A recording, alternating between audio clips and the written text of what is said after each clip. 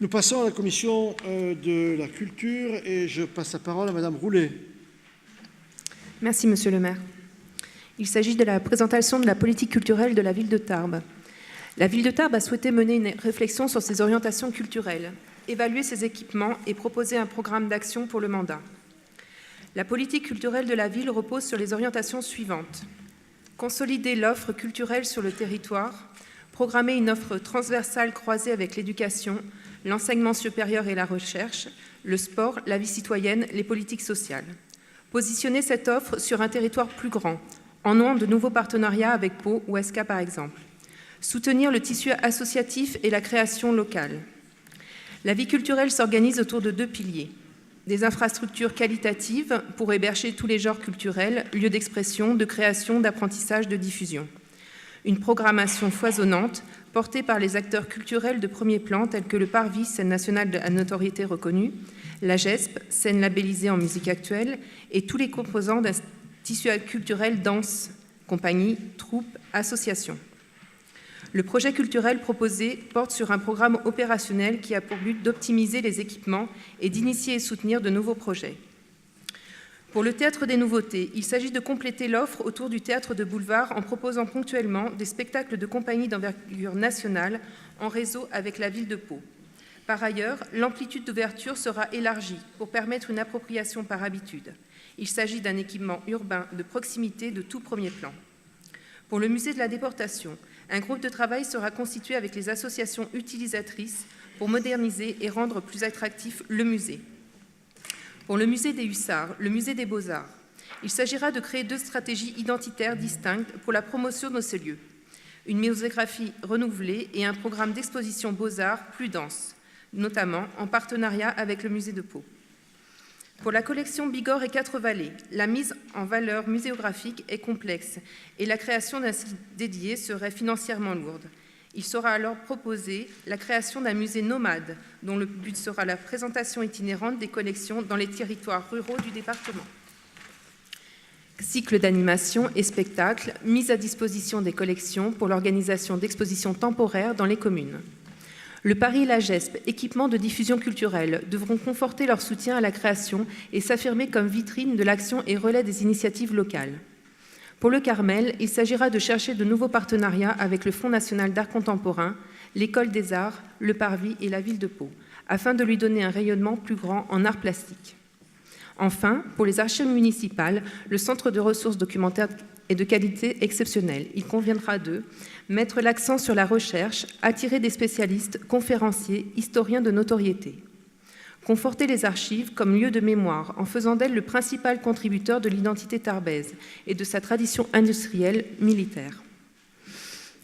La culture doit ainsi aller à la rencontre des habitants en proposant des spectacles et concerts en petite formation pour animer des lieux, quartiers populaires, lieux phares, jardins Massey, cloître du Carmel, des expositions en plein air, des installations urbaines, la mise en valeur de projets et productions locales, le talent tarbais à l'honneur, des projets éphémères originaux, un espace dédié à l'apprentissage de connaissances et de diffusion, un lieu de rencontre pour le public jeune, instrument d'intégration par l'animation en direction des publics empêchés. Dans ce lieu pourra s'intégrer une nouvelle scène dédiée à la diffusion des créations, des compagnies locales, à l'apprentissage des pratiques et académies de chant. Sous le vocable jeune public se retrouveraient non seulement les jeunes et les amateurs, mais tous ceux qui veulent faire l'apprentissage de l'art et de la culture. Ce lieu pourra aussi être un espace de formation multiculturelle et aux procédures et formalités administratives spécifiques à la culture.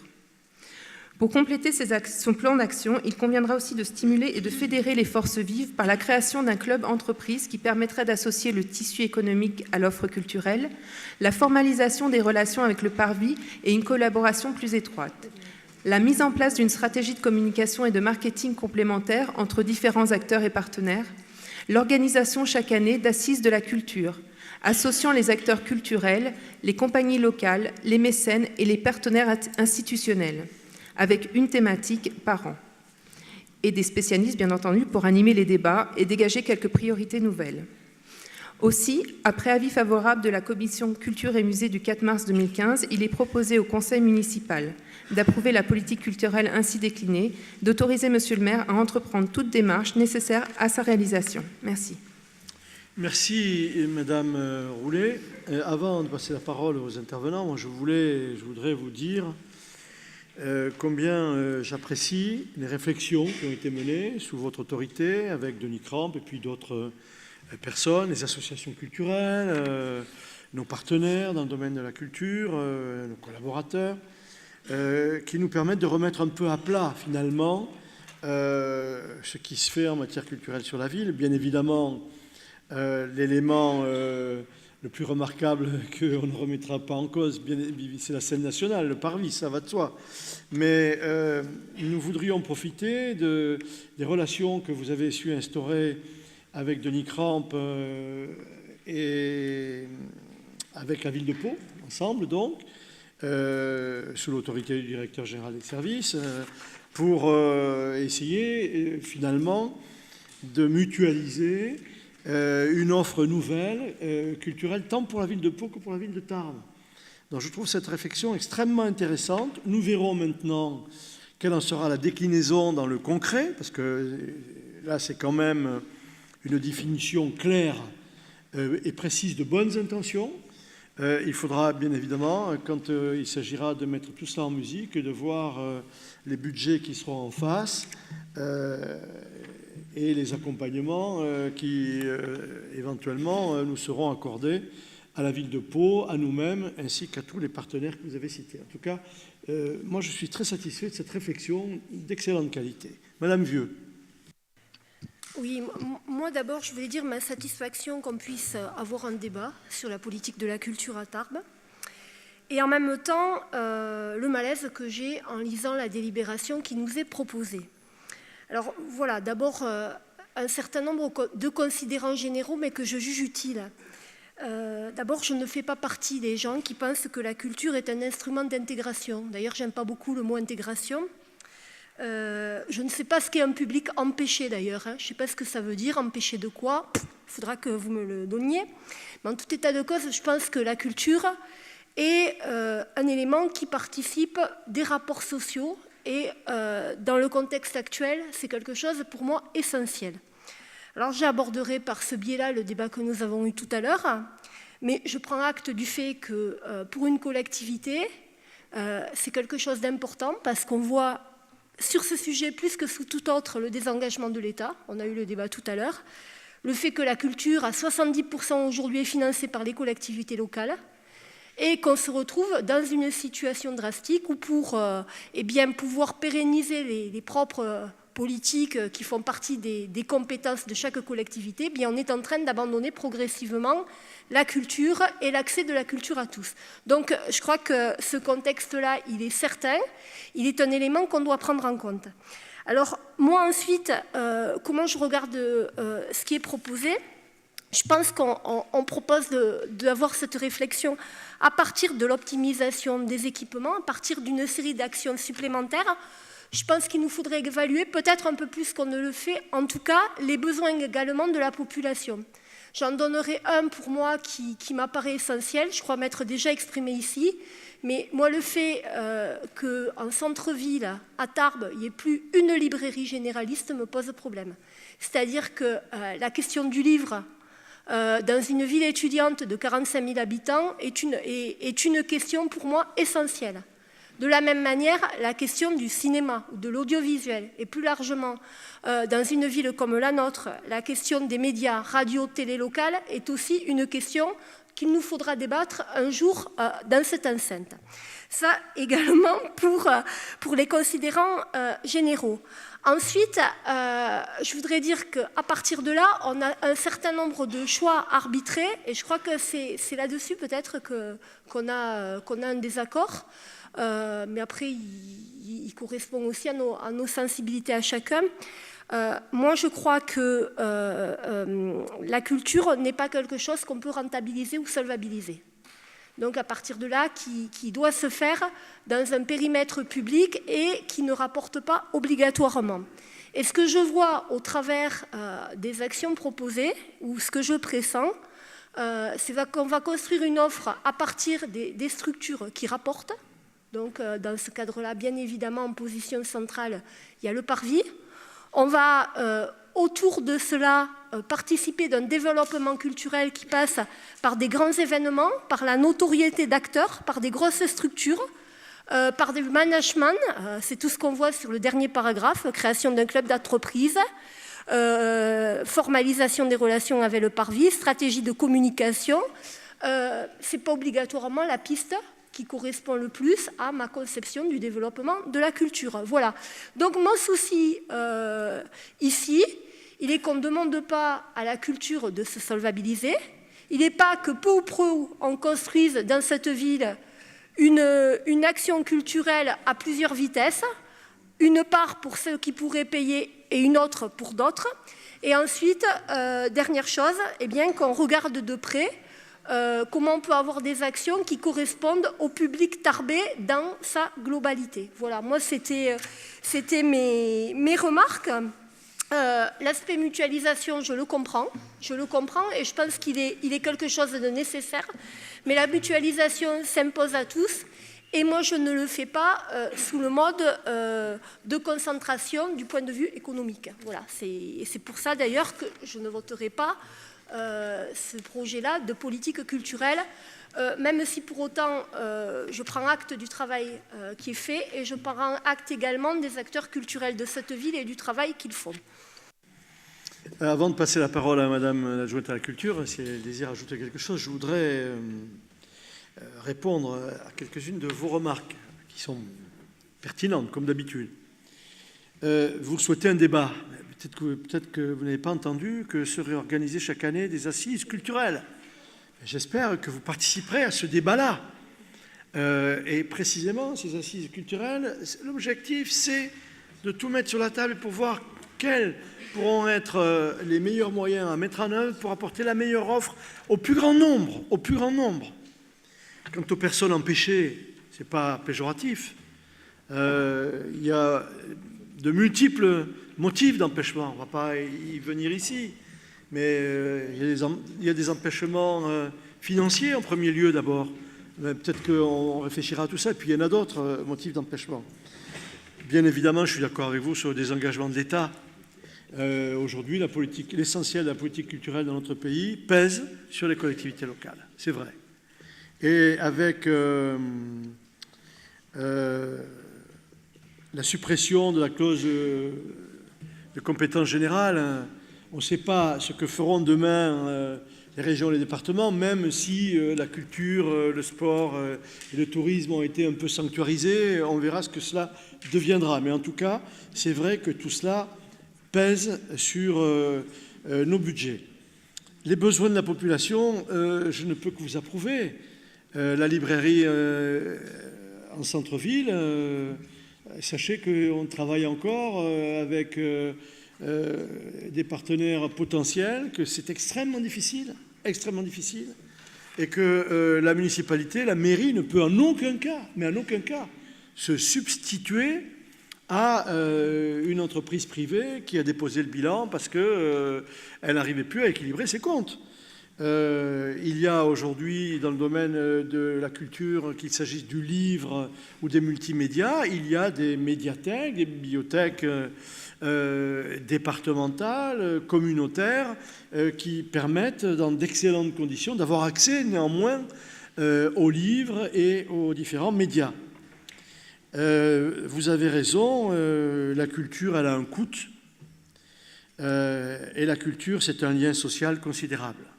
Et il faut faire en sorte que, pardonnez-moi ce que je veux dire, mais que l'investissement dans ce domaine soit le plus en adéquation avec les besoins de la population et les possibilités de la collectivité qui veut satisfaire ses besoins. Madame le maire adjoint, si vous voulez ajouter quelque chose ? Non, j'ai rien d'autre à ajouter. Peut-être effectivement, je comprends effectivement que nous ayons des points de vue différents sur le sujet. Effectivement, moi je vois dans l'évaluation de l'offre et de la demande, dans l'évaluation effectivement des besoins du public tarbais, effectivement quelque chose qui est plus marketing, donc effectivement plus commercial. Maintenant, il me semble nécessaire aujourd'hui de faire ce point et de faire cette analyse. Voilà, c'est tout ce que je voulais rajouter. En tout cas, je voudrais ajouter une précision dans ce que vous avez dit, Marie-Pierre Vieux.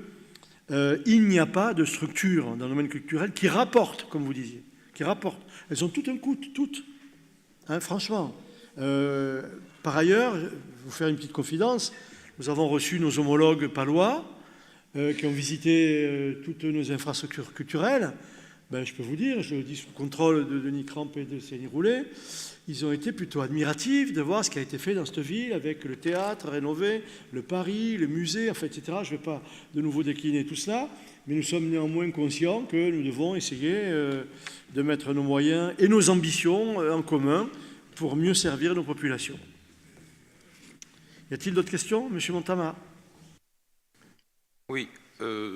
En préambule, moi je ne peux que me réjouir de ce que je constate comme forme de travail dans la commission culture, puisque j'y suis. Et effectivement, je considère qu'il y a un réel effort de fait qui va dans un sens positif. Donc, ça n'aurait pas été normal que je ne le souligne pas. Autant de la part de Mme Roulet que M. Cramp a fait, il y a de bonnes compétences de l'ensemble des membres. On va vers un sens de travail qui est, que je qualifierais de démocratique, ce qui est plus que bien, et très respectueux. Donc là-dedans, je n'y reviendrai pas. Ce qui me fait prendre la parole, après avoir dit ça, c'est quand même,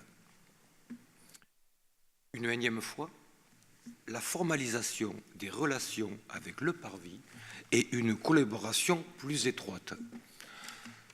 Moi, je vous dis non. Mais je m'explique pourquoi je dis non. Je vais m'expliquer, je vais être très clair.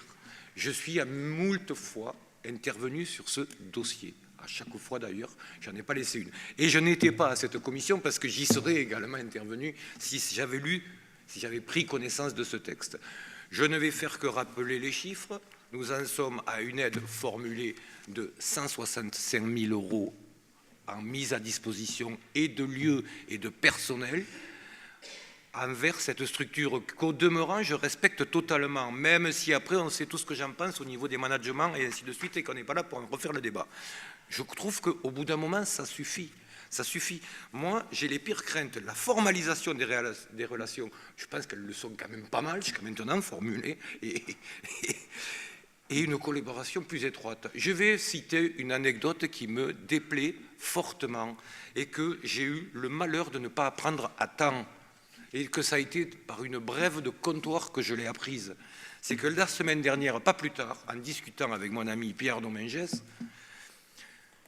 il m'appelle et il me dit « Domi, tu ne me connais pas une salle, j'ai besoin de trouver une salle pour un spectacle de jeune public, toutes les salles sont prises à Tarbes, et est-ce que tu peux me filer un coup de main là-dessus ?» J'ai dit « J'ai aucune idée, mais et moi, après ça, je réfléchis, je dis « Mais le théâtre, c'est pas possible ?» Il me dit « Ben non, c'est pas possible parce que tous les jours qui sont... » Et on en arrive à cette relation privilégiée que nous avons avec le Parvis, où nous en sommes à, je crois, une 60aine de jours réservés, par une structure qui peut-être ne les honore pas.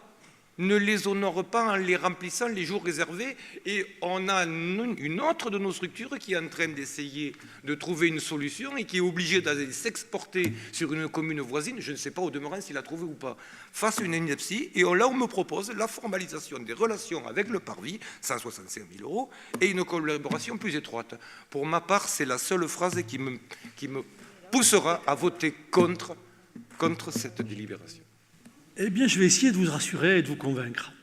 Et si nous avons, je pense que si nous avons écrit cela, c'est parce que nous non plus, nous ne sommes pas satisfaits de la relation que nous avions jusqu'à présent avec le Parvis et de la façon dont elle se déclinait. Je ne vous cacherai pas que M. Bellit est venu me voir à plusieurs reprises, que plusieurs réunions ont été organisées avec M. Bellit et la directrice du Parvis, Mme Roulet, M. Cramp, M. Cossou, etc. Parce que nous avions fait part de notre insatisfaction en disant, finalement, vous nous traitez comme une structure qui met des salles à disposition, point final. Ça ne nous convient pas comme type de collaboration. Et quand on dit qu'on veut revoir les modalités de collaboration, ça veut dire qu'on veut être traité différemment. Ce qui veut dire que, par exemple, vous venez de le citer, si demain le Parvis nous demande 90 jours de réservation pour théâtre et de nouveautés, il faudra qu'il utilise les 90 jours, et s'il ne les utilise pas, il paiera la différence. Il paiera la différence. Ça veut dire aussi que nous sommes mis tout le temps devant le fait accompli pour ce qui concerne l'offre culturelle, qui est de qualité, certes, mais il nous semble que l'offre culturelle du Parvis ne répond pas tout à fait aux attentes de l'ensemble de la population. Oui, il y a une offre d'une grande qualité et qui s'adresse surtout à une certaine élite intellectuelle. Nous, on aimerait bien que davantage, et moi j'ai dit, j'aimerais bien que de temps en temps, on puisse disposer de places gratuites pour faire venir des... J'aimerais bien que de temps en temps, on puisse disposer de places gratuites pour faire venir des jeunes des quartiers au Parvis, leur faire découvrir le théâtre, la musique, la danse, etc. Voilà ce que c'est de nouveaux modes de collaboration que nous voudrions instaurer avec eux. Être traités différemment que comme quelqu'un qui met des salles à disposition. Un véritable partenaire. Et si nous n'y arrivons pas, je ne vous cache pas qu'on a été à 2 doigts de la rupture. Je le dis, si M. Bellit est venu me voir lui-même, c'est qu'on était à deux doigts de la rupture. Disant, nous, terminé, on arrête. Nous ne voulons plus être traités comme ça. Donc, je pense qu'on se rejoint un peu, et peut-être même beaucoup, sur ce que vous venez de dire. Voilà. Monsieur Montama ? Qu'est-ce qui vous a fait basculer à rester pour ? Pardon ? J'imagine qu'il a dû avoir un argumentaire en tungstène pour qu'il n'y ait pas de rupture. Donc, on peut le connaître, cet argumentaire qui a fait qu'il n'y a pas eu de divorce ? Tungstène. Non. Il y a que justement ont été actées les modalités de collaboration avec des rencontres régulières. Nous serons associés à la programmation. Il y aura peut-être, on l'a vu pendant les travaux du Parvis, ils ont utilisé le Paris à leur grande satisfaction. C'est tout cela qu'on va remettre à plat. Et puis, il y a d'autres sujets qui vont, je le souhaite, avancer. Il n'y a rien d'infamant, par exemple, il n'y a rien d'infamant à ce que nous organisions du théâtre de boulevard au théâtre des Nouveautés. Parce qu'il y a une clientèle pour ça. Il y a une clientèle. Et au contraire, on va même essayer, tout en maintenant une offre en matière de comédie, pour une population qui aime ce type de spectacle, de théâtre. On va essayer de voir si on ne peut pas élever un peu le niveau avec une collaboration avec des troupes nationales et si on ne peut pas non plus intégrer dans l'offre de théâtre de divertissement, on va dire, bien au moins un spectacle par an par une troupe locale. Je pourrais prendre des exemples. J'ai vu le travail qui a été fait par la compagnie dont j'oublie le nom, qui a monté, il fallait oser le faire, les pièces de Pagnol, Marius, Fanny, etc. Il fallait être gonflé. Parce qu'après Rému, qui va aller jouer après Rému, quoi. C'était remarqué, qui va aller jouer César après Rému. Ça s'est fait et c'était remarquable. La preuve, c'est que grâce à la résidence qu'ils ont pu organiser au Paris et dont monter leur spectacle, ils continuent à tourner encore. Ils continuent à tourner. C'est un spectacle d'une qualité exceptionnelle. Nous, on a envie d'avancer dans toutes ces directions. Et puis, pourquoi pas, avec Pau, de dire à Pau, regardez, nous, on est une troupe locale qui a monté la trilogie de Pagnol. Recevez-les aussi, vous verrez, et ainsi de suite. Voilà ce qu'on veut essayer de faire. Et je redis, je salue une nouvelle fois la réflexion de Céline Roulet, de toute l'équipe de la Commission de la Culture, ainsi que de Denis Cramp, parce que je trouve que ça va dans le bon sens. C'est perfectible, et cela sera perfectionné à l'occasion de la réunion des assises où tout se mettra sur la table. Marie-Pierre Vieux ? Non, c'est une remarque annexe, mais qui est contenue dans la délibération. On évoque à un certain moment le musée de la déportation. Et donc... moi, je voulais juste signaler, mais peut-être y a-t-il quelque chose de déjà programmé, qu'on fête cette année les 70e anniversaire de la libération des camps, qu'on a dans le département et à Tarbes un certain nombre de personnes qui ont été internées, je pense à Lise Boutor, à d'autres, qu'on a parmi les gens du voyage quelqu'un qui est né en camp à la Neumezan, c'est le plus âgé d'entre eux. Je trouve que ça serait bien que la municipalité... comme ça va être fait nationalement, prennent une initiative sur le sujet et qu'on marque une journée là-dessus. Eh bien, je vais vous répondre. L'initiative, elle a été prise, puisque un livre est en cours d'élaboration avec José Cubero et Marie Fernandez, qui ont fait un travail formidable à l'occasion de l'exposition qu'ils ont organisée précisément pour cet anniversaire. Et je leur ai dit, eh bien, le travail que vous avez fait, il faut le poursuivre pour qu'à l'occasion de cet anniversaire, on puisse sortir un livre. Céline, où en sont ces travaux?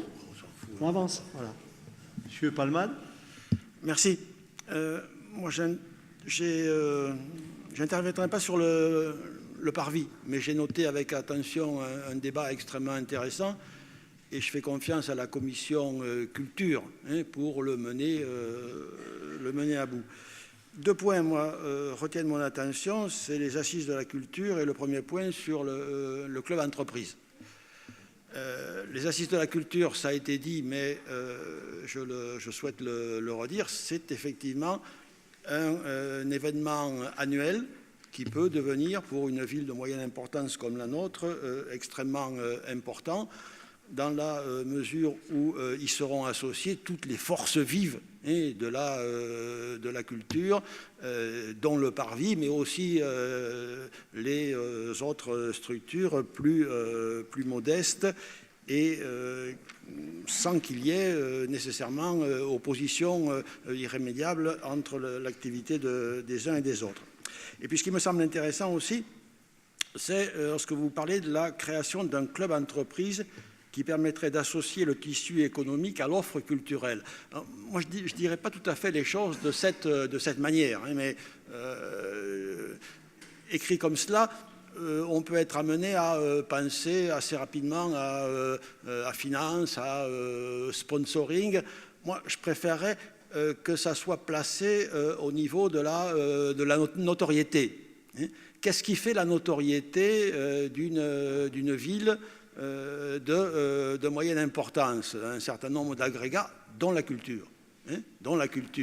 Et les éléments culturels sont intéressants pour les entreprises, pour les cadres, pas seulement, mais pour les employés de l'entreprise, et avoir ainsi une espèce de collaboration et de relation de proximité entre le secteur économique et le secteur culturel. Je crois que c'est le gage d'idées intéressantes. Le CDDE en avait eu une dans la dernière période qui consistait à réunir un certain nombre de responsables d'entreprises au parvis, justement, donc là on avait les 3, pour essayer d'échanger sur un certain nombre d'actualités avec un conférencier qui venait présenter tel ou tel sujet.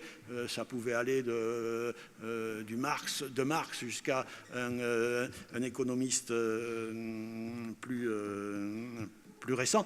Mais je crois que allier économie et allier culture, c'est montrer que ce ne sont pas 2 mondes qui doivent vivre à côté, mais ils doivent vivre ensemble. Je le répète, ça ne peut qu'aider à l'amélioration de la notoriété de la ville. Monsieur Palman, je voudrais vous rappeler quelque chose, et puis je ne vous en voudrais pas de l'avoir oublié. La première loi sur le mécénat a été votée le 23 juillet 1987, et le rapporteur à l'Assemblée nationale, c'était moi. Et donc, je ne peux qu'être en totale harmonie avec ce que vous venez de dire.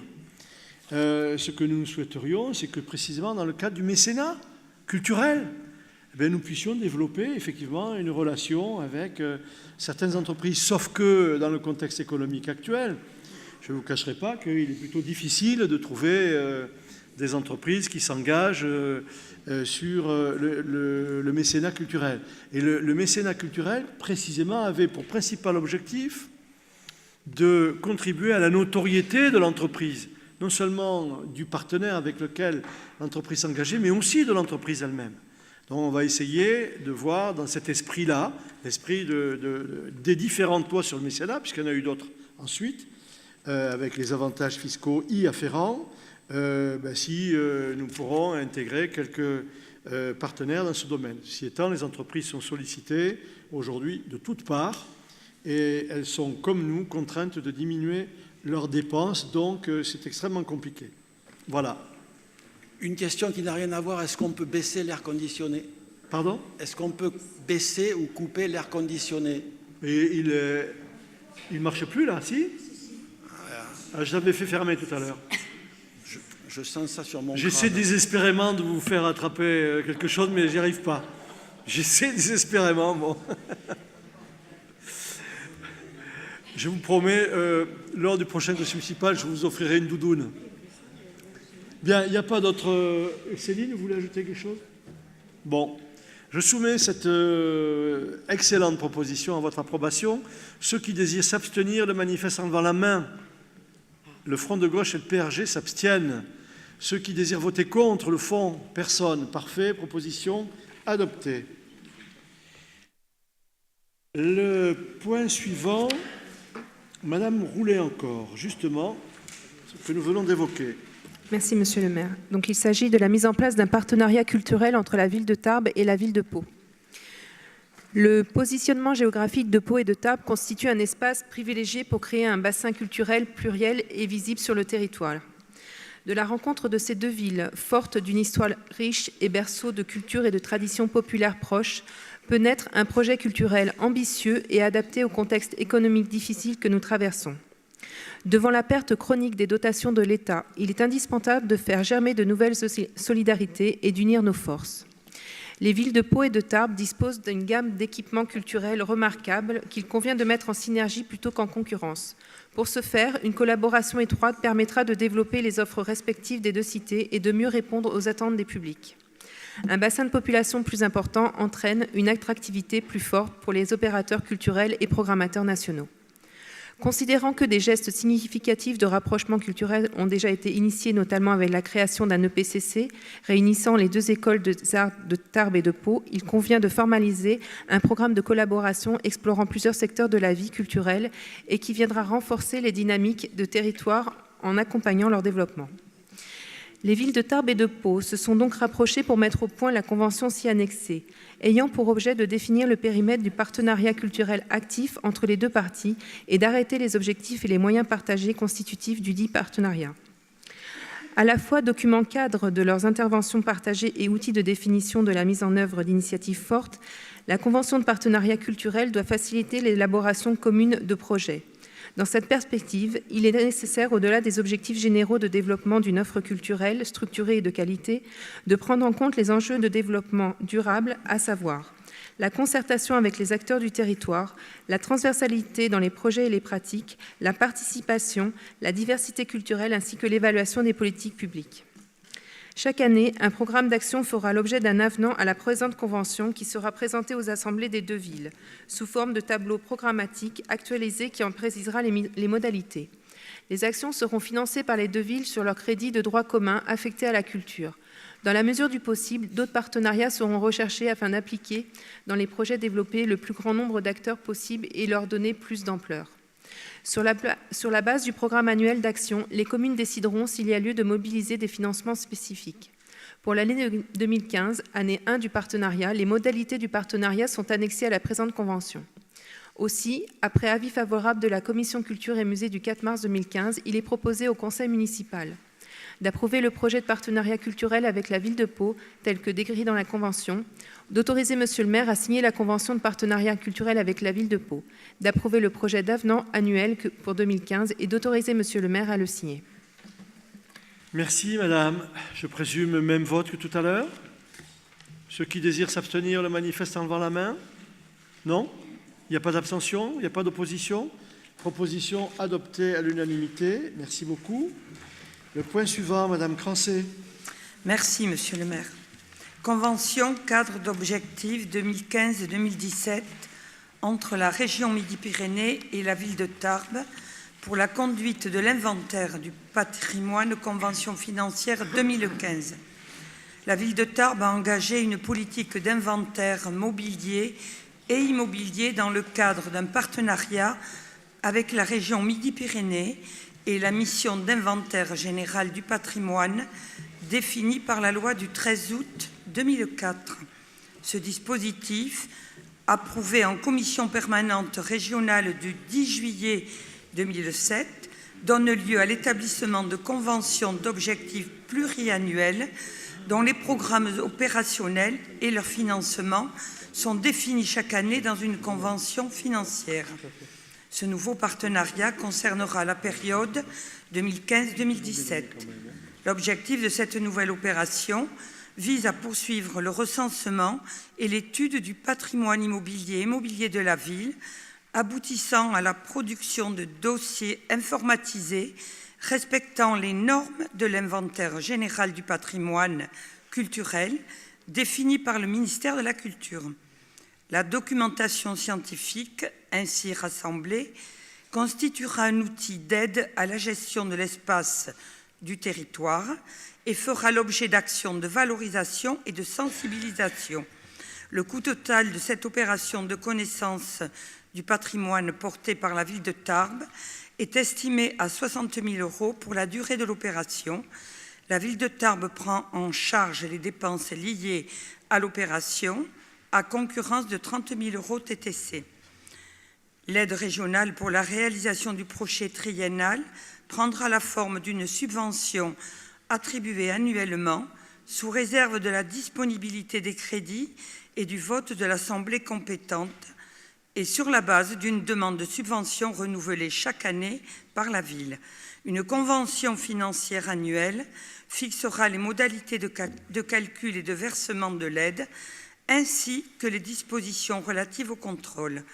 Sur avis favorable de la Commission de la Culture et Musée du 4 mars 2015, il est proposé au Conseil municipal d'approuver la convention cadre d'objectifs pour la conduite de l'inventaire du patrimoine, d'autoriser Monsieur le maire à signer la convention cadre d'objectifs entre la région Midi-Pyrénées et la ville de Tarbes, d'autoriser la signature de la convention financière pour 2015 et de solliciter la subvention du Conseil régional prévue sur ce programme. Voilà, Monsieur le maire. Merci, Madame le rapporteur. Y a-t-il des remarques, des oppositions, des abstentions? Adopté. Le point suivant, Madame Argounès. Merci, Monsieur le maire. Il s'agit d'une convention tripartite entre l'École supérieure des arts des Pyrénées, le Fonds régional d'art contemporain Aquitaine et la ville de Tarbes. La ville de Tarbes est engagée dans des actions dont les objectifs sont l'accès à l'art pour le plus grand nombre, donner une place privilégiée à la création contemporaine, favoriser des échanges avec les SAP de Tarbes, ouvrir les collections Beaux-Arts du musée Massé en favorisant la confrontation avec la création contemporaine. Dans le cadre de leur cursus universitaire, les étudiants de la classe de M. Philippe Frangeau de l'ESSAP de Tarbes souhaitent organiser une exposition d'œuvres du FRAC Aquitaine dans les salles du musée Massé. Les œuvres seront sélectionnées avant la fin de l'année scolaire 2014-2015 et présentées le dernier trimestre 2015.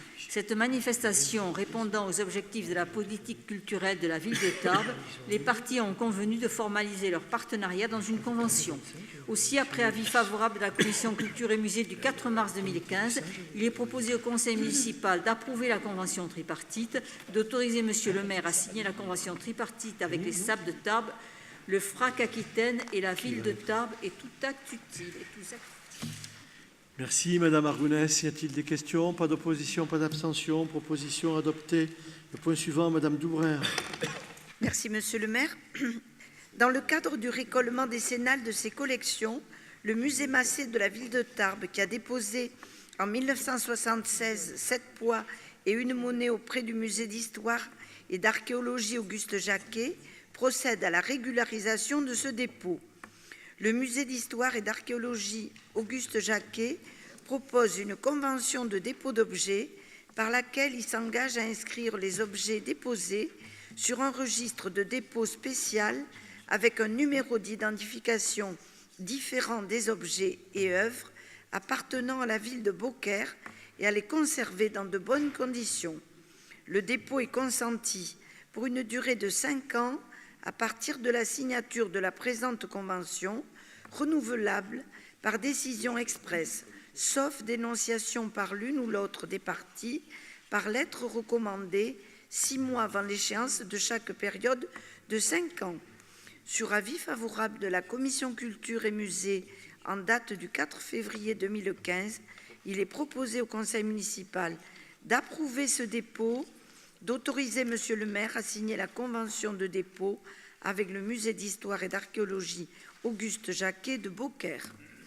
Merci Madame le rapporteur. Il n'y a pas de questions, pas d'opposition, pas d'abstention. Proposition adoptée. Le point suivant, monsieur Giral. Oui, monsieur le maire, une convention de dépôt d'œuvres d'art par le musée d'art moderne de Paris auprès du musée Massé.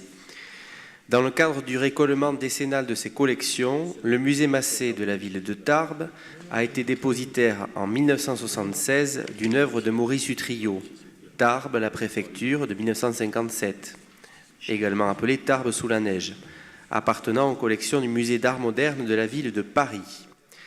Le musée d'art moderne, afin de régulariser officiellement ce dépôt, propose une convention de dépôt d'œuvres d'art par laquelle il s'engage à maintenir et à prolonger ce dépôt. Le musée Massé s'engage à présenter régulièrement l'œuvre, à la conserver dans des conditions maximales de sécurité. Sur avis favorable de la commission culture et musée en date du 4 mars 2015, il est proposé au conseil municipal d'approuver ce dépôt et d'autoriser monsieur le maire à signer la convention de dépôt avec le musée d'art moderne de la ville de Paris. Merci monsieur Giral. Y a-t-il des questions, des abstentions, des oppositions? Opposition adoptée. Dernier point pour la commission de la culture, monsieur Craspaille. Merci monsieur le maire. Afin d'harmoniser les tarifs entre les différents services culturels qui éditent des photocopies pour leurs visiteurs, il est proposé d'appliquer pour le service documentation des musées les mêmes tarifs que pour le service archives. Ces tarifs s'appliqueront pour les photocopies et les impressions effectuées à partir de supports numériques. Sur avis favorable de la commission culture du 4 février 2015, il est proposé au conseil municipal d'adopter la nouvelle tarification dont le détail vous a été transmis dans le projet de délibération et d'autoriser monsieur le maire à signer tous les actes utiles. Ça c'est parfait. Pas d'opposition, pas d'abstention. Proposition adoptée. Nous passons à la commission urbanisme. Madame Arex. Merci monsieur le maire. Afin d'embellir le cadre de vie du centre-ville, le conseil municipal, dans sa séance du 28 septembre 2001, a accepté de subventionner les propriétaires désireux de restaurer ou de ravaler les façades de leur immeuble vu de domaine public, dans le cadre de l'opération façade. Son périmètre a été élargi lors de la séance du conseil municipal du 19 janvier 2010. Les règles comptables imposent de soumettre au conseil municipal, préalablement à leur mise en paiement, chacune des subventions accordées. Sur l'avis favorable de la commission urbanisme du 12 mars 2015, il est proposé au conseil municipal d'approuver le versement des subventions détaillées dans le projet de délibération qui vous a été adressé. Les crédits correspondants sont inscrits en l'enveloppe 19 432, gérée par le service urbanisme, chapitre 204, sous-fonction 824, article 20 422 du budget principal 2015. Merci, Madame Arex. Il n'y a pas de remarques, pas d'opposition, pas d'abstention. Je voudrais vous dire que dans le cadre des mesures d'économie de dépenses de fonctionnement, nous avons décidé de mettre un terme à l'opération façade à partir de 2015. Bien évidemment, les opérations en cours seront menées à terme et nous verrons ensuite que quand l'avenir sera meilleur si nous pourrons mettre en œuvre de nouveau ce dispositif. Mais aujourd'hui, c'est près de 400 façades qui ont été rénovées. C'est un effort considérable de la municipalité depuis plusieurs années, bien avant 2001, je tiens à le préciser, hein, depuis 1999, si ma mémoire est bonne. Et je pense qu'en ayant accompagné 400 façades, on peut marquer une pause bien compréhensible, ce qui fera une économie substantielle dans nos dépenses de fonctionnement. Je soumets cette proposition, pas ce que je viens de dire, mais la délibération qui vous a été présentée à votre approbation. Est-ce qu'il y a des abstentions, des oppositions? Proposition adoptée à l'unanimité. Merci. Le point suivant, M. Malfait. Merci, Monsieur le maire. Il s'agit d'une incorporation au domaine public de la voirie et des réseaux du groupement d'habitation des Lauriers de Bigorre. En vue d'urbaniser d'une manière cohérente la zone d'urbanisation future délimités par la rue Kléber, le chemin du Roi et la rue Léo Ferré, le plan d'occupation des sols avait prévu un schéma de secteur du quartier. Dans le prolongement de ce schéma, un projet d'aménagement devrait se mailler sur les voiries existantes. À terme, sur la rue Léo Ferré, dans l'immédiat, sur la voirie de l'opération des Lauriers de Bigorre, qui n'a pas été incorporée jusqu'à ce jour dans le domaine public. Ce raccordement permettrait de diluer la circulation et de la répartir entre le chemin du Roi et la rue Kléber. Il est proposé, par cohérence avec le schéma du secteur prévu à l'ancien poste, d'incorporer au domaine public communal la voirie de l'opération Les Lauriers de Bigorre pour une superficie d'environ 1973 mètres carrés. Ces parcelles appartiennent au groupe Bouygues, qui est d'accord pour céder à la ville gratuitement l'emprise de la voirie et des réseaux y afférents. Sur l'avis favorable de la Commission urbanisme, architecture et infrastructures culturelles, logement, en date du 12 mars 2015, il est proposé au Conseil municipal d'incorporer au domaine public communal la voirie de l'opération des Lauriers de Bigorre, cadastrée AH numéro 279, AH numéro 280 et CM numéro 139, et d'autoriser Monsieur le maire à signer les actes à intervenir à l'occasion du transfert foncier. Merci, monsieur le rapporteur. Pas de remarques, pas d'opposition. Proposition adoptée. Point suivant, madame Argounès. Merci, monsieur le maire. Il s'agit de la cession à la société ICA de promotion d'une emprise à détacher de la parcelle BW 118 située avenue Pierre de Coubertin et avenue d'Altenkirchen. Dans la perspective de la construction d'un foyer logement, la société ICA de promotion souhaite acquérir un terrain nu de 6 000 m² environ, à prélever sur la parcelle BW numéro 118 de plus grande contenance située avenue Pierre de Coubertin, avenue d'Altenkirchen à Tarbes. Cette parcelle constitue actuellement un terrain de sport. Pour être cédée, la parcelle doit être préalablement déclassée, désaffectée et doit être soustraite à l'usage public. La parcelle serait cédée au prix de 690 000 € net vendeur, correspondant à l'estimation de France Domaine. Sur l'avis favorable de la Commission municipale d'urbanisme, architecture et infrastructures culturelles du 12 mars 2015, il est proposé au Conseil municipal de déclasser et désaffecter la parcelle BW 118 afin de la rendre cessible, de céder à la société ICA de promotion une emprise de 6 000 m² environ à détacher de la parcelle BW 118 pour un prix de 690 000 € et d'autoriser Monsieur le maire à signer les actes à intervenir à cette occasion. Merci, madame le rapporteur. Y a-t-il des remarques? Madame Pham.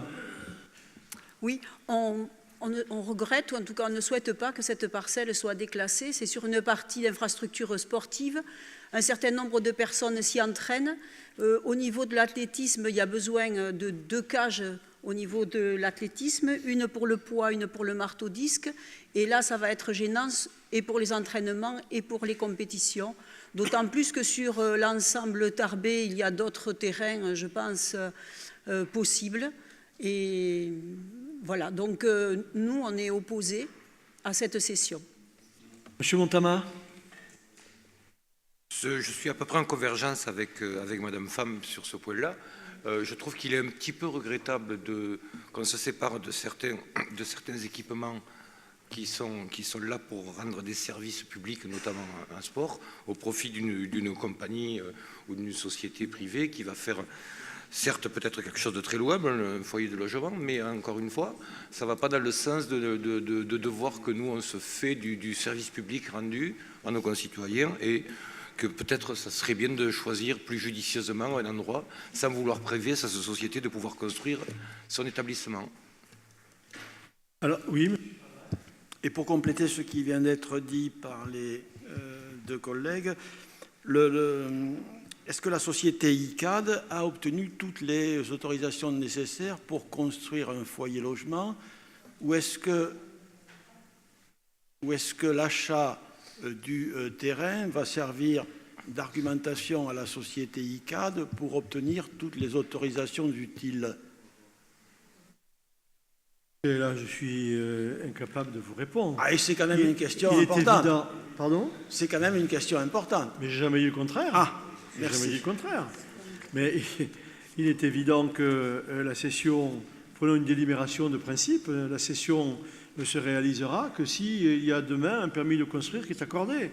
Ceci étant, pour répondre aux autres questions, puis peut-être que Francis Touillat voudra ajouter quelque chose sur le fait qu'il y a d'autres possibilités pour l'entraînement dont parlait Madame Pham et Monsieur Montama. cet investissement sur ce site s'inscrit dans le cadre de l'engagement de la ville de Tarbes dans le concept sport-santé, réservé aux seniors notamment. Nous souhaitons nous engager, vous savez que nous avons déjà des infrastructures dans ce domaine, notamment le centre médico-sportif, qu'on envisage plus tard de ramener également sur le site du stade Maurice Trélu, dont nous souhaitons, avec la salle de musculation qui a été faite, tous les projets qui se feront autour du stade et à l'intérieur du stade Maurice Trélu, nous souhaitons donner une consistance à ce concept sport-santé, notamment destiné aux seniors. Et notre engagement, nous verrons si cela se concrétisera, se fera également dans le cadre d'un accompagnement avec des mutuelles, avec, je l'espère, pourquoi pas la CPAM, l'ARS, en fait tous les organismes qui ont intérêt à ce que les seniors soient en bonne santé le plus longtemps possible. Francis, tu peux répondre sur le plan sportif ? Oui, merci Monsieur le maire. Oui, sur le plan sportif, pour étayer un peu ce que vous avez dit au niveau de l'entraînement et de la cage de marteau et de lancement du disque qui est actuellement sur ce terrain, il est bien évident que nous avons envisagé les solutions à même de répondre à la pratique. Donc la cage de marteau sera déplacée du côté du terrain fibré et nous mettrons en place, lorsqu'il y aura des compétitions, une cage sur le terrain d'honneur, de façon à ce que tout soit concentré autour de la piste, ou au centre plutôt de la piste athlétisme. Monsieur le maire vient de parler du concept du sport santé. Vous savez que nous y sommes très attachés, que nous étudions actuellement le développement du centre médico-sportif, que nous souhaiterions ramener sur le stade Maurice Trélu, parce que c'est la place qui devrait lui revenir, et qui serait bien sûr en collaboration aussi avec ce que nous allons faire sur ce terrain. Et nous étudions aussi, nous travaillons en ce moment dans le cadre du projet POC-TEFA avec la commune de Huesca pour développer ce projet sport santé. Nous avons une réunion vendredi prochain encore avec Denis Kramp à Raqqa là-dessus, et nous espérons, puisque c'est un projet transfrontalier, avoir aussi des aides européennes là-dessus. Pour ce qui est de la pratique sur ce terrain, vous dites qu'il y a une grande pratique, ce n'est pas vrai. Il n'y a pas une grande pratique de jeunes sur ce terrain qui préfèrent aller sur le terrain synthétique lorsqu'il est libre. Voilà. Il y a quelques scolaires qui l'utilisent dans la journée, mais ils peuvent utiliser de nombreux terrains sur le stade Maurice Trélu. Je crois que ça ne gênera pas. Et moi, ce qui me plaît dans le projet, c'est cet aspect sport-santé, bien sûr, avec la proximité du parc Bel Air en face et des centres commerciaux tout autour. Voilà. Merci, Monsieur Touya. Monsieur Montoya. Monsieur le maire, si l'indicatif est juste foyer logement, il faudrait pour ça, si mes informations sont bonnes, qu'il y ait également l'autorisation du Conseil général. Donc, oui, il faut au moins... Bien. Ou alors il faut changer l'intitulé. Il faut qu'il change l'intitulé parce que, je vois, c'est foyer logement. Donc moi, ce que je propose, je vous fais une proposition, c'est compte tenu qu'il n'y a pas, ou on ne sait pas s'il y a les autorisations, c'est de différer l'opération et de différer surtout la délibération. Eh bien, écoutez, vous faites la proposition que vous souhaitez. Moi, je souhaite que la délibération soit prise, sachant qu'elle deviendra exécutoire quand le permis de construire aura été accordé. Les promoteurs du projet ont besoin de cette délibération pour démontrer la volonté de la ville de Tarbes de s'engager dans la voie que nous venons d'évoquer avec Francis Touya. Mais nous n'avons pas forcément besoin des promoteurs, monsieur le maire. Très bien, moi je suis d'accord avec vous. Oui, surtout que pour bétonner un site qui est déjà un site sportif, autant l'optimiser, chercher à l'optimiser plutôt que d'aller construire des foyers logements, de rajouter, alors que, comme je l'ai dit tout à l'heure, des logements vides et presque des cités entières vides, ça existe sur Tarbes. J'espère que tous les seniors qui vous entendent ou qui vous entendront et qui sont aujourd'hui en liste d'attente pour trouver un établissement d'accueil, et j'espère que vous-même ou moi-même, demain, quand nous serons en recherche d'un établissement de ce site, nous pourrons trouver le meilleur accueil possible dans des structures le plus près possible du centre-ville. Ça correspond... Nous ne sommes plus des juniors. Hein. Je veux bien, mais je n'ignore pas la réalité qui nous entoure.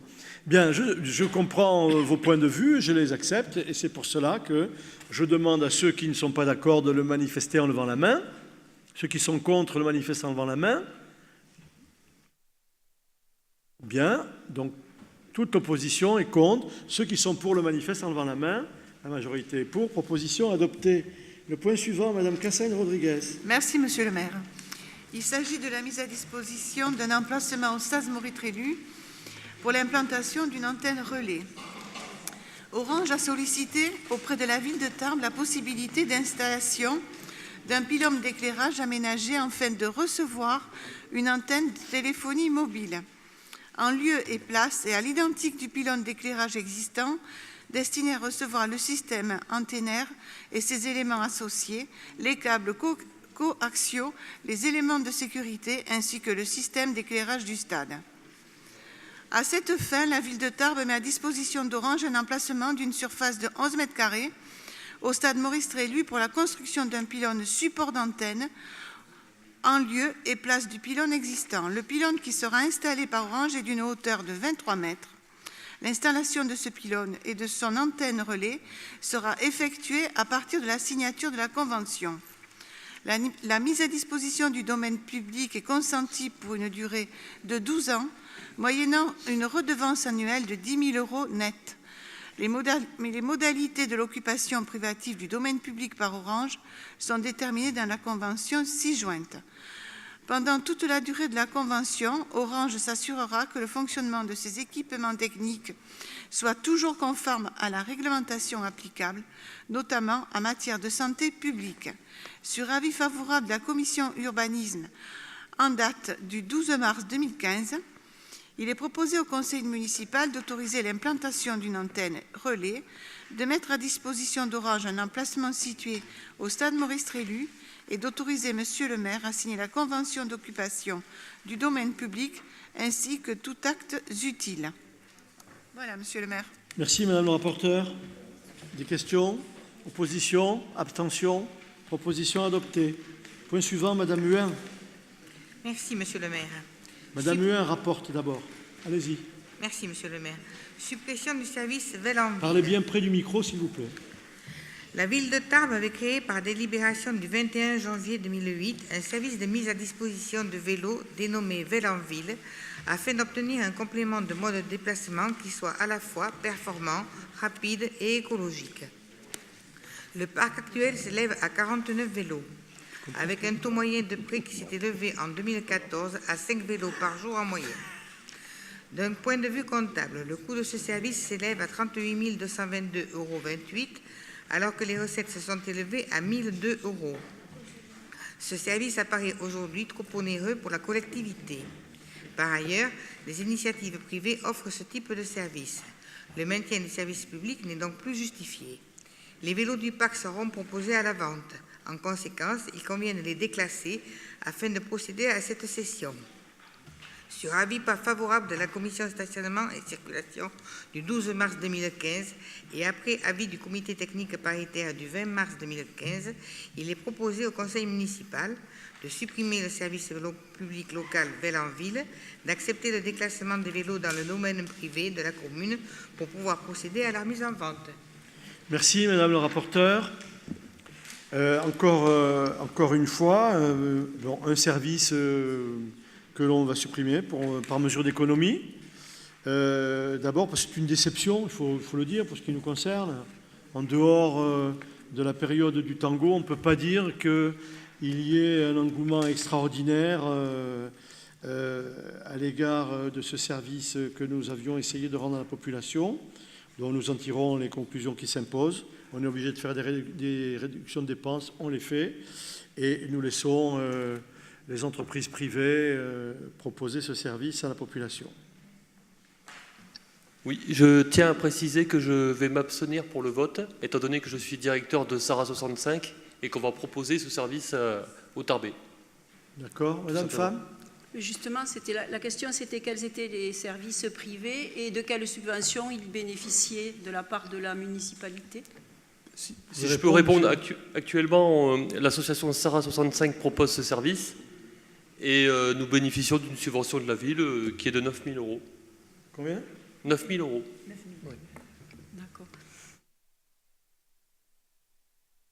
Allez-y. Je me demandais si justement ce service avait été mis en lien avec tout ce qui est l'organisation des déplacements avec le Grand Tarbes sur l'ensemble de la ville. Peut-être que ça fonctionne, comme vous le dites, pas très souvent, pas beaucoup, pas suffisamment. Mais est-ce qu'il y a eu un travail qui a été réalisé au niveau des déplacements avec le Grand Tarbes? Madame, je vais vous poser la même question. Je vous pose la même question. Est-ce que le Grand Tarbes nous a fait des propositions dans ce domaine? Non. Mais comme voilà. Vous étiez président jusqu'à il n'y a pas très longtemps, je pense que vous avez peut-être... président jusqu'à il n'y a pas longtemps, nous avons fait beaucoup de choses en matière... Nous avons fait beaucoup de choses en matière de déplacement doux, notamment des investissements de la ville en faisant des pistes et des bandes cyclables, et certaines communes de l'agglomération ont fait la même chose, avec aussi des subventions du Grand Tarbes. Mais pour l'instant, il n'y a pas de collaboration sur ce service. Marie-Pierre Vieux. Non, moi, je voulais savoir qu'est-ce qu'il y avait comme offre de vélos, mis à part Sarah. Et d'autre part, je voulais savoir si, en termes de coût pour la personne qui va prendre le vélo, est-ce qu'aujourd'hui, en supprimant ce service, ça reviendra plus cher que de passer par un service privé ou pas, voilà. D'autant que Sarah n'est pas complètement privée. Oui, enfin c'est une association. C'est une association. Oui, mais nous ne comptons pas augmenter les prix, ça sera toujours la même chose. C'est 5 € la semaine, 1 € par jour. Enfin, le premier jour restera gratuit, et après c'est 1 € par jour, 5 € la semaine. Il faut savoir qu'on va lui donner une dimension sociale un peu plus importante, étant donné qu'on va travailler en collaboration avec des services sociaux qui nous envoient des personnes pour louer ces vélos et aller travailler. Donc, et c'est ce qu'on fait déjà actuellement avec l'association Sarah 65. Donc ça lui donne une dimension sociale importante. Et justement, ça mérite de continuer, je pense, mais à un coût inférieur à ce qui était actuellement. Là, 9 000 €, moi, ça me semble raisonnable, parce qu'on doit être à peu près à 200 personnes par an qui vont bénéficier de ce service, et dont la majorité des personnes vont justement... Comment ? Je suis désolé, monsieur Ducrot, les 9 000 €, nous les donnions avant à l'association. Ça n'a rien à voir avec... Oui, non, mais ça n'a rien à voir. Oui, j'ai pas dit le contraire. Je veux dire, je ne comprends pas le lien. La ville vous accompagne pour les services que vous rendez à la population depuis des années, oui, en vous versant une subvention. Et ce n'est pas parce que demain, éventuellement, vous allez proposer ce service à la population qu'on va augmenter la subvention. La subvention que vous donnez avant n'a rien à voir. Je n'ai jamais dit que la subvention allait augmenter. Oui, bien sûr, oui, d'accord. Non, la subvention restera la même et on s'en sortira très bien. On va pouvoir faire bénéficier les Tarbais du même service. Et voilà. D'autres questions? Monsieur Montamar, Monsieur Montoya, mettez-vous d'accord? Non, simplement, bon, si 9 000 €, mais cette société va avoir aussi les mêmes charges que la ville. La masse salariale, le taux d'enlèvement, taxe d'enlèvement des ordures ménagères, consommation d'eau, ce sont des éléments qui seront invariables. Oui, mais la différence, c'est que nous, on est déjà une association... Monsieur Ducrot, s'il vous plaît, ce n'est pas des échanges comme ça ici. Monsieur Montoya parle, il a la parole, oui. Et ensuite, on verra qui lui répond. Continuez, oui, Monsieur Montoya, ce n'est pas un échange comme ça en direct. On ne joue pas au tennis, là. Donc, il y aura des charges que supporte la commune, que supportera cette association. Donc, en dehors de la masse salariale, je pense qu'il y aura des salariés également. Donc, plus 9 000 € de subvention, on économise quoi, nous? Je crois que là, vous êtes en train de confondre des choses. Que vous désiriez engager un débat sur ce que fait Sarah 65 quand on vote la subvention à Sarah 65, pourquoi pas? Là, on est en train... Moi, je vous propose la suppression d'un service qui est déficitaire, qui va nous permettre d'économiser 38 000 €, point final. Après, reprendra ce service qui voudra. Qui voudra.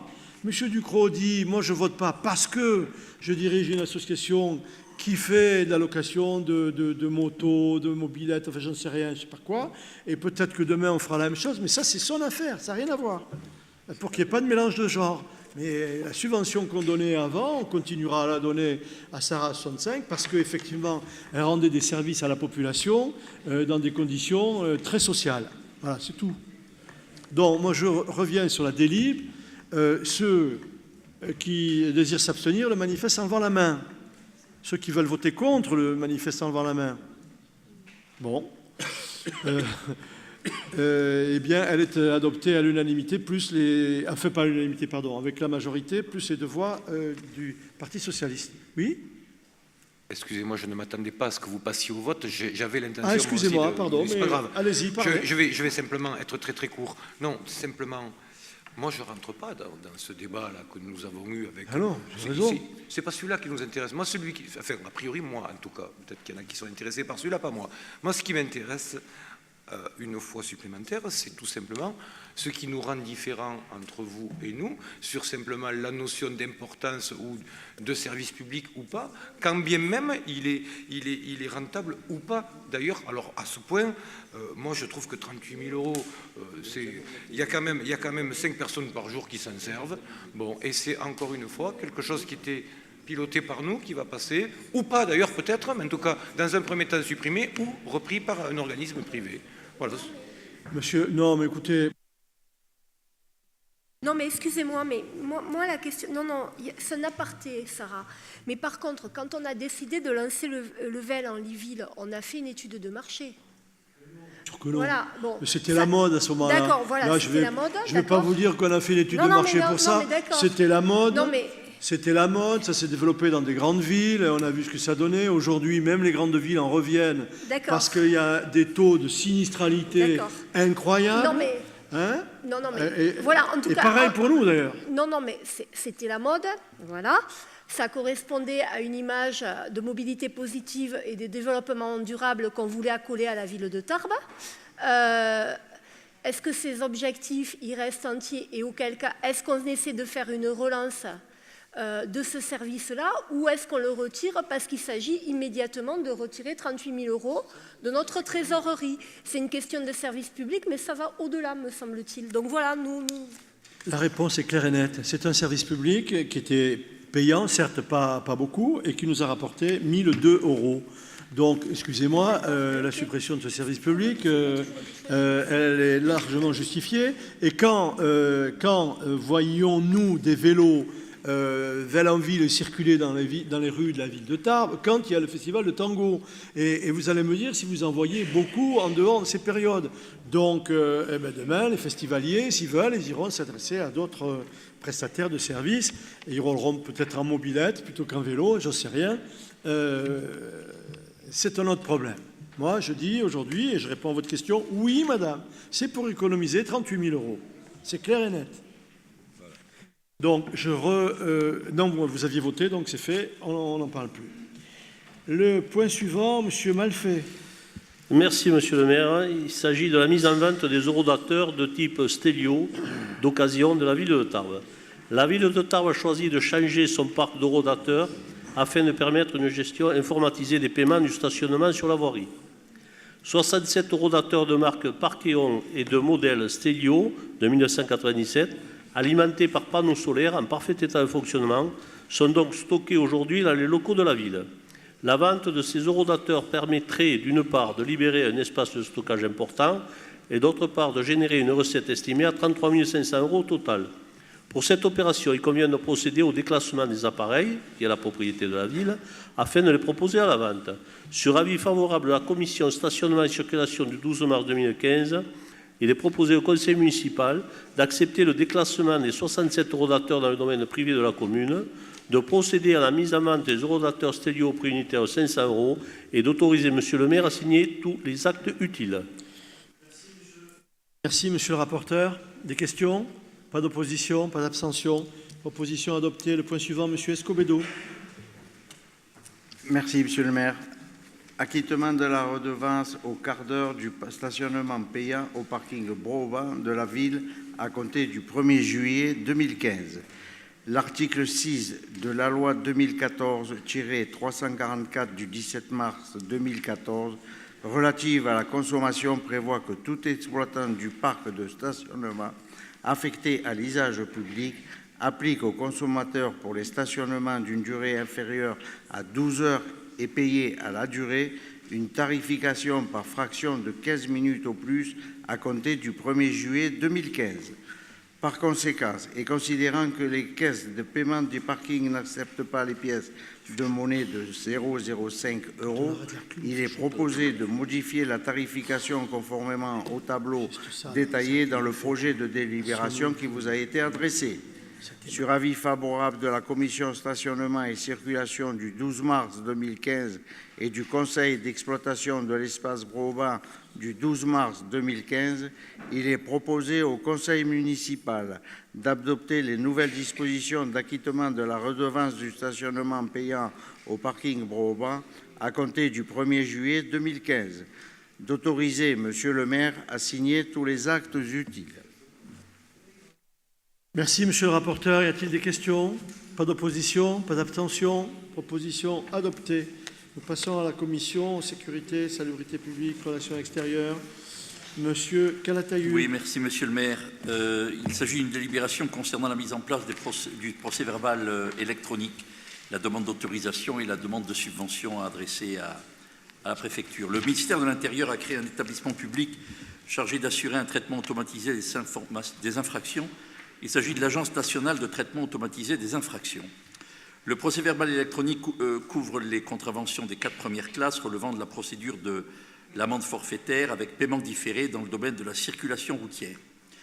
Il s'agit d'un fonctionnement très simple. Ces terminaux transmettent les informations via une station de transfert au Centre national de traitement des amendes à Rennes, qui envoie par courrier la contravention au domicile du titulaire de la carte grise. Cette modernisation présente de nombreux avantages. D'abord, éviter le vol ou la perte des timbres-amendes, de réduire les risques de majoration, de faciliter le traitement des amendes et d'alléger la charge administrative des services verbalisateurs. Afin de faciliter le passage au procès-verbal électronique, l'établissement public propose aux collectivités territoriales, jusqu'au 31 décembre 2015, une aide financière à hauteur de 50% dans la limite de 500 € par terminal et des crédits du fonds disponibles. La mise en place du procès-verbal électronique est estimée à 70 000 € pour 43 terminaux mobiles.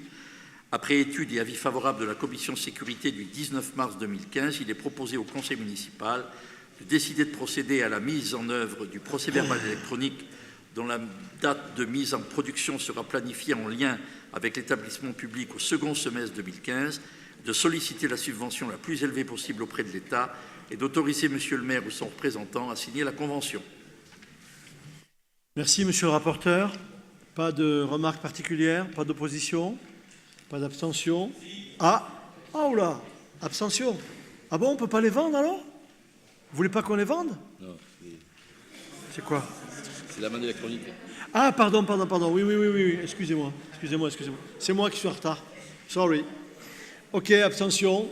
Je repose la question abstention. Front de gauche, PRG, PS aussi. D'accord. Et pour? Proposition adoptée. Merci beaucoup. Le point suivant. Monsieur Calvo.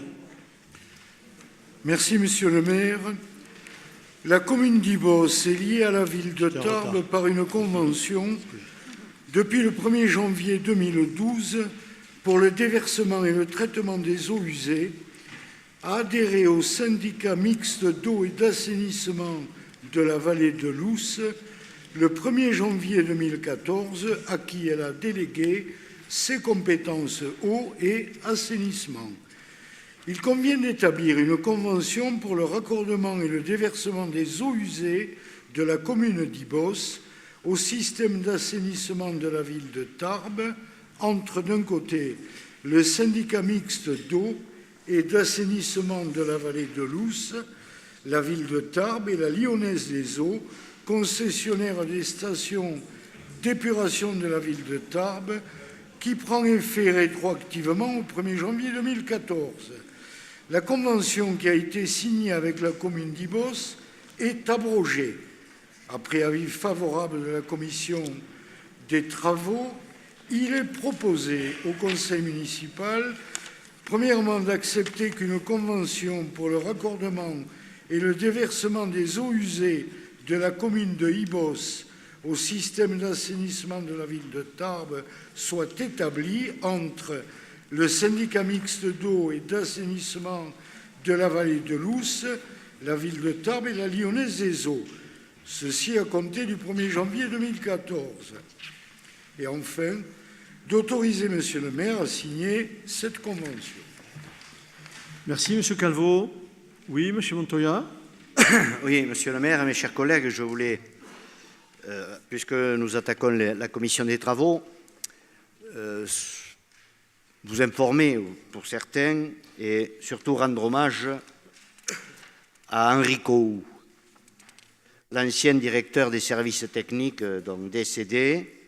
Je pensais que cette question pouvait arriver en début de séance, dont je profite de l'occasion qui m'est donnée à propos des travaux. Henri Cohou, qui a servi la ville de Tarbes, qui est un personnage qui a été une personnalité très compétente et qui a assumé des fonctions de responsabilité au sein de la mairie avec talent. Donc simplement, je voudrais, puisque je l'ai connu, et j'ai eu donc à travailler avec lui, à rendre hommage à ce fonctionnaire d'exception. Je vous remercie, Monsieur Montoya, d'avoir rappelé cela. Monsieur Cohou était effectivement une personne très compétente, très dévouée. Et je propose qu'on garde une minute de silence en sa mémoire.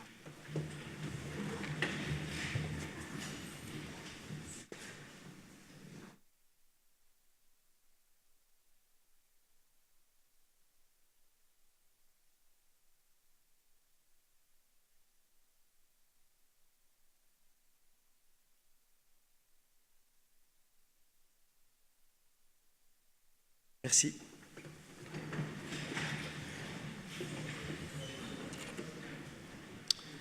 Je ne me souviens plus si j'ai fait voter le 37. Oui. Oui, ça a été voté. Nous passons à la 38. Ah non, elle n'a pas été votée. Ah ben, pourquoi tu me dis oui, toi? Je soumets à votre approbation la délibération 37. J'ai été troublé par l'intervention tout à fait justifiée de M. Montoya. Ceux qui désirent s'abstenir le manifestent en levant la main sur la 37. Votez contre. Elle est adoptée à l'unanimité. Le point suivant, M. Malfait. Merci, Monsieur le maire. Il s'agit de l'avenant numéro 2 à la Convention pour le raccordement et le déversement des eaux usées des communes de Ibos, La Loubert, Odos et Bordères-sur-Lichès au système d'assainissement de la ville de Tarbes. La ville de Tarbes a délibéré le 18 novembre 2013 concernant le déversement et le traitement des eaux usées des communes voisines que sont La Loubert, Odos, Ibos et Bordères-sur-Lichès. Ces conventions ont pris effet au 1er janvier 2012 pour Odos, La Loubert et Bordères-sur-Lichès et au 1er janvier 2014 pour le syndicat mixte d'eau et d'assainissement de la vallée de l'Ouse, auquel Ibos a transféré la compétence assainissement, et ce, pour une durée de 20 ans. Ces collectivités sont facturées sur la part traitement des eaux usées qui revient aux concessionnaires des stations d'épuration de la ville de Tarbes, sur la part traitement des eaux pluviales et sur la part exploitation du réseau des eaux usées versée directement à la ville de Tarbes.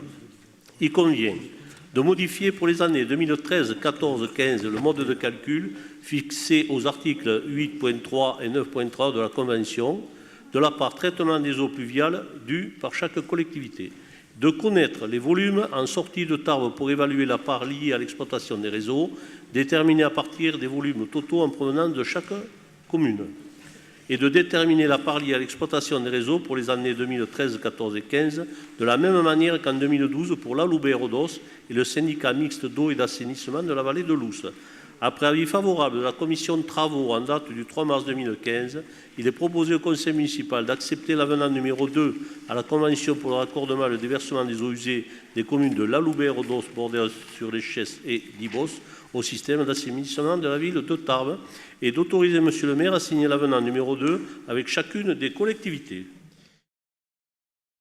Merci, Monsieur Malfait. Y a-t-il des questions? Pas d'opposition, pas d'abstention. Proposition adoptée. Nous passons à la commission commerce. Madame Cassagne-Rodriguez. Merci, Monsieur le maire. Il s'agit de l'occupation du domaine public des vides-greniers et la création de tarifs.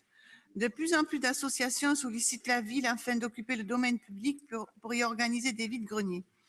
Compte tenu des très nombreuses demandes d'organisation de ce type de manifestations, particulièrement en cœur de ville, il est proposé de créer les tarifs forfaitaires suivants. Place du Foirail, 150 € par jour. Les autres places et ou secteurs de Tarbes, 100 € par jour.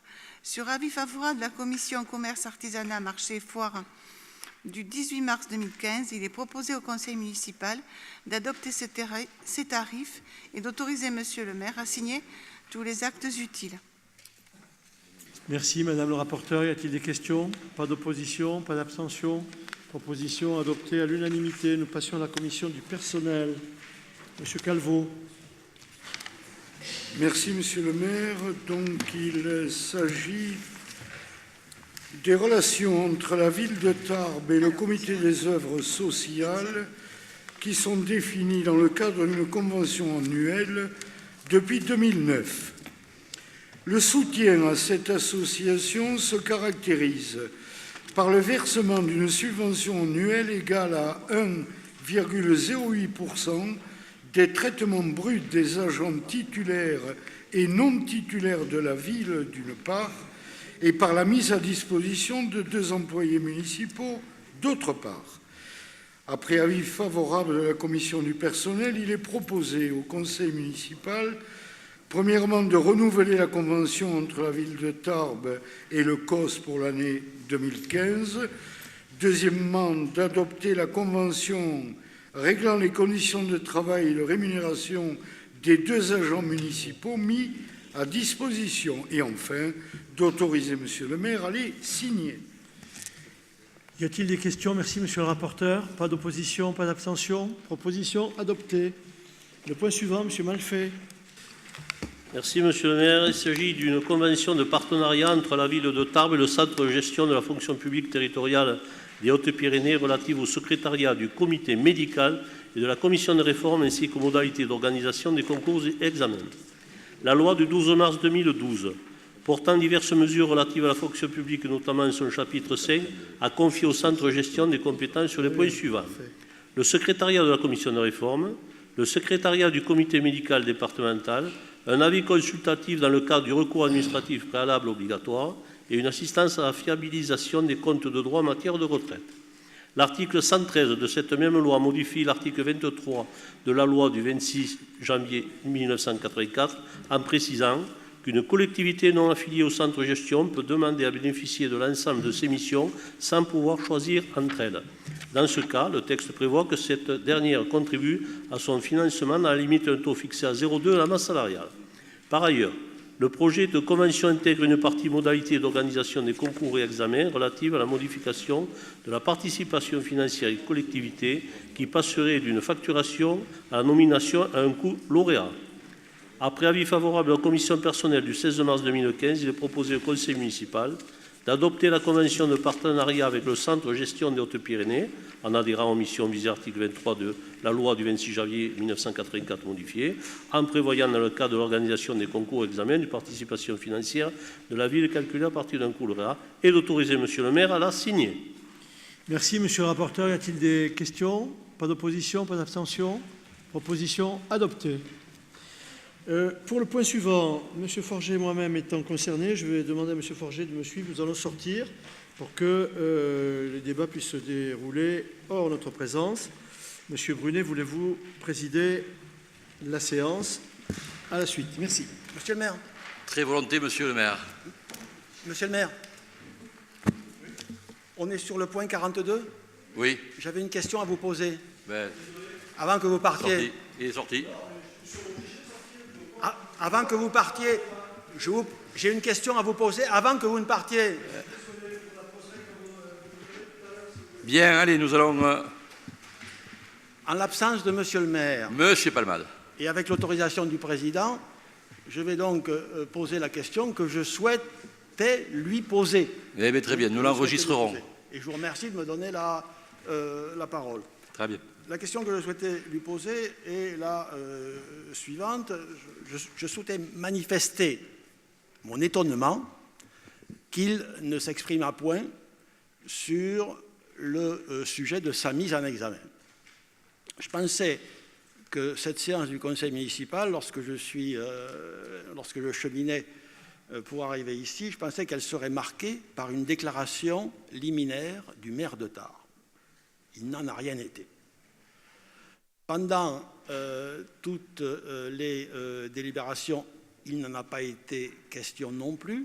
Et maintenant, le maire de Tarbes s'échappe encore, alors qu'il me semble qu'il devrait être nécessaire que le magistrat qu'il est nous fasse le point sur la situation.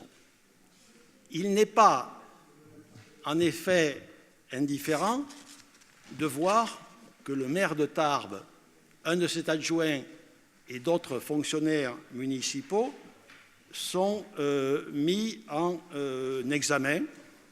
Et il me semble qu'il est du devoir du premier magistrat d'expliquer, de donner son point de vue sur le sujet. C'est le moins que l'on puisse rendre à la représentation municipale et au respect qui doit lui être manifesté. Alors, la mise en examen des élus politiques, je le sais, c'est devenu un grand classique à notre époque. Et je fais d'ailleurs partie d'une formation politique qui a vécu cela dans les dernières périodes, et je ne vais pas faire la rétrospective de tous ceux et celles qui se sont trouvés mis en examen, qu'ils appartiennent au Parti socialiste, à l'UMP ou à d'autres formations. Tout ceci débouche sur deux conséquences. La première, l'élu est condamné. La seconde conséquence, l'élu bénéficie d'un non-lieu. Et d'ailleurs, lorsque l'élu bénéficie d'un non-lieu après de longues années d'instruction, ce n'est pas toujours les situations les moins douloureuses, parce qu'il a eu à subir l'opprobre pendant une période souvent très longue. Le temps judiciaire n'est pas en effet le même que le temps politique. Le temps politique, un sujet chasse l'autre. Le temps judiciaire, la justice instruit et décide dans la durée. On peut comprendre tout cela ici. On peut comprendre tout cela ici, et c'était ce que je souhaitais dire au maire de Tarbes. Même si on comprend tout cela, il reste que nous avons droit, nous, élus municipaux, à cette considération dont je parlais tout à l'heure, et il m'aurait semblé naturel que le maire de Tarbes s'exprime sur le sujet.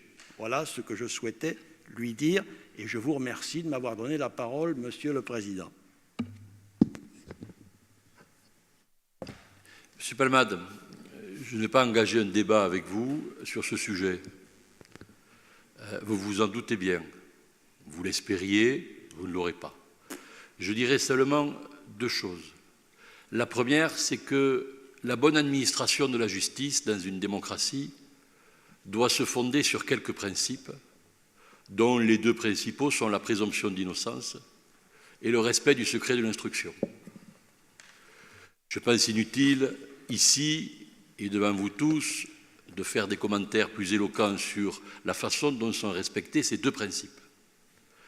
Le deuxième principe qui devrait présider à une bonne administration de la justice, c'est que la caisse de résonance médiatique ne soit pas considéré, utilisé comme un auxiliaire de la justice. Vous aviez envie ce soir de taper sur la caisse de résonance, ce ne sera pas le cas. Je vais vous donner lecture. Je vais vous donner lecture des deux projets de délibération. Le premier concerne la protection fonctionnelle des élus et des agents municipaux pris en charge de frais de procédure.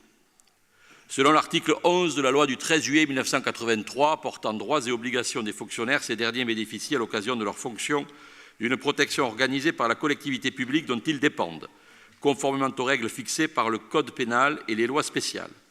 La collectivité publique est tenue de protéger les fonctionnaires contre les menaces, violences, voies de fait, injures, diffamations et outrages dont ils pourraient être victimes à l'occasion de leurs fonctions et de réparer, le cas échéant, le préjudice qui en est résulté. La collectivité publique est tenue d'accorder sa protection aux fonctionnaires ou à l'ancien fonctionnaire dans le cas où il fait l'objet de poursuites pénales à l'occasion de faits qui n'ont pas le caractère d'une faute personnelle. De même, les articles L. 21, 23, 34 et L. 21, 23, 35 du Code général des collectivités territoriales disposent que la commune est tenue d'accorder sa protection au maire, à l'élu municipal, le suppléant ou ayant reçu une délégation, ou à l'un de ses élus ayant cessé ses fonctions lorsque celui-ci fait l'objet de poursuites pénales à l'occasion de faits qui n'ont pas le caractère détachable de l'exercice de ses fonctions. Une information judiciaire contre X a été ouverte par le parquet de Pau pour différents chefs d'accusation. Messieurs Trémège et Forget et 4 agents de la ville, messieurs Divita, Ducasse, Parra et Romain ont été mis en examen sous contrôle judiciaire dans le cadre de l'enquête et à ce titre ont sollicité le bénéfice de la protection fonctionnelle due aux élus et aux agents. De même, M. Caillot, ancien directeur général des services, a également sollicité la protection fonctionnelle de la collectivité. Chacun de ces élus et agents a eu recours à un conseil pour se faire assister dans le cadre de la procédure. Il convient désormais pour la ville de prendre en charge les honoraires d'avocat ainsi que tous les frais de procédure qui pourraient être exposés. Il est donc proposé au conseil municipal d'accorder à M. Trémèche, Forget, Divita, Ducasse, Parra, Romain et Caillot le bénéfice de la protection fonctionnelle due aux élus et aux agents, de décider de prendre en charge les frais de procédure, de prélever les crédits correspondants sur l'enveloppe numéro 1419 gérée par le secrétariat général, chapitre 920, fonction 020, article 62-27. Cette délibération abroge et remplace la délibération du 9 février 2015. Y a-t-il des questions? Madame Vieux. Il y a un commentaire. Le premier, c'est qu'il eût été bien quand même, dans le souci qu'expose M. Palmade, qu'il y a un mois, quand on a posé un certain nombre de questions, on nous répondre sur un autre ton que l'invective. On nous a renvoyé à nos fourneaux et finalement, on retrouve via cette délibération un certain nombre de questions qu'on posait et qui nous semblaient devoir être discutées ici. En effet, moi, je fais partie des gens qui pensent qu'on est quand même les élus des Tarbais.